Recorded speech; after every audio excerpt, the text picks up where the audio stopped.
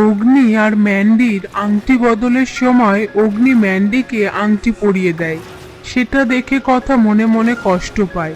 এরপর ম্যান্ডি অগ্নিকে আংটি পরাতে গেলে অগ্নির অনামিকায় ব্যান্ডেজ করা থাকে। সেটা দেখে ম্যান্ডি বলে, তোমার হাতে তো ব্যান্ডেজ করা, এবার আমি আংটিটা কোথায় পরাবো? অগ্নি বলে, তুই আমার কোড়ে আঙুলে আংটিটা পরিয়ে দে। তারপর ম্যান্ডি কোড়ে আঙুলেই আংটিটা পরিয়ে দেয়। এরপর গুহবাড়ির সবাই নাচ গান নিয়ে মেতে ওঠে। তারপর কথা অগ্নির সাথে রোমান্টিক কল্পনা করতে থাকে।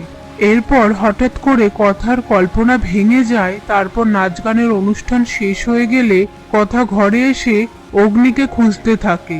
সেই মুহূর্তে অগ্নি সারা গায়ে ব্যান্ডেজ করে কথার সামনে আসে।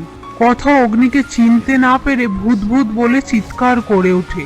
অগ্নি বলে, আরে আমি। কথা বলে, আপনি এরকম সেজেছেন কেন?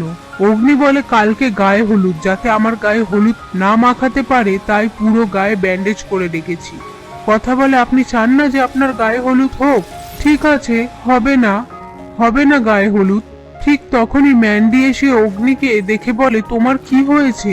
পাশ থেকে কথা বলে, চুলকানি হয়েছে, ডাক্তারবাবু ওনাকে সারা গায়ে ব্যান্ডেজ বেঁধে রাখতে বলেছে। এই কথা শুনে ম্যান্ডি বলে, কালকে আমাদের গায়ে হলুদ তো। অগ্নি বলে, তোর গায়ে হলুদ হবে আর আমার গায়ে হলুদ হবে না। এরপর কথা ম্যান্ডিকে নিয়ে বাইরে এসে বলে, পাচক মশাই সারা গায়ে লাল লাল চাকা চাকা বেরিয়েছে, ওর থেকে যদি তোর হয়ে যায়। এই বলে ভয় দেখায়। ম্যান্ডি ভয় পেয়ে গিয়ে বলে, আমি গিয়ে ঘুমিয়ে পড়ি। এরপর কথা অগ্নিকে শুভরাত্রি বলে সেখান থেকে চলে যায়।